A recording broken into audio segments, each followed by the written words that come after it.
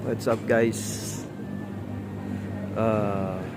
Nugget Perfumery once again. So yun, gusto ko lang ipakita sa inyo yung gawa natin perfume. So ito inspired by Sauvage Elixir Dior. Ayan. Yan siya. Yan siya.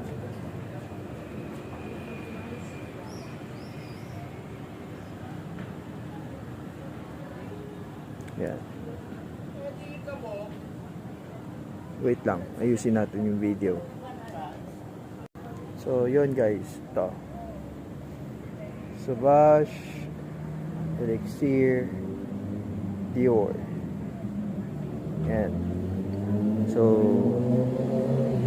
yun siya, para mabasa nyo na maayos. Alright, okay. So yun, nakita nyo na. So sana nabasa nyo, sana nakita nyo na maayos yung perfume. Ito 50 ml to, 30% fragrance oil. So explain ko sa inyo ano yung 30% fragrance oil.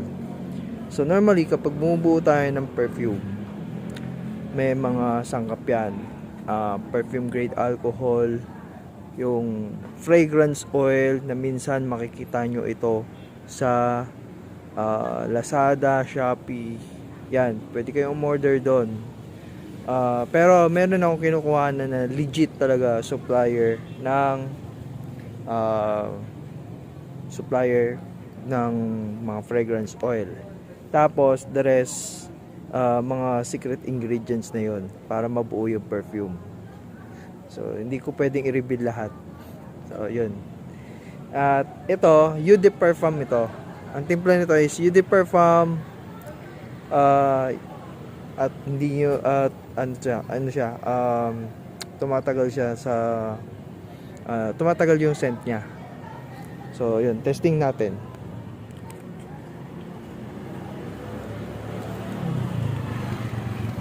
So yun, testing natin ha. Yun, oh.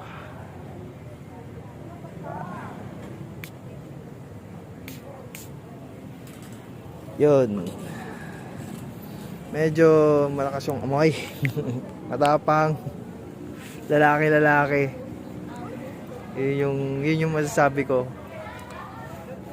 So, yun. Kung gusto nyo umorder, comment lang kayo sa comment section or sa comment box.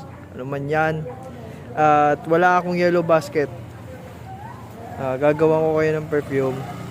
At siguro, kung malayo, ipapaship na lang natin. Siyempre, kayo na rin bahala sa shipping fee.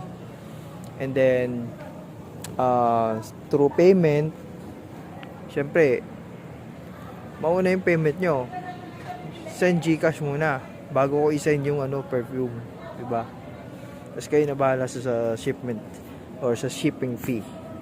Alright? So, yun lang po. And have a great day. God bless.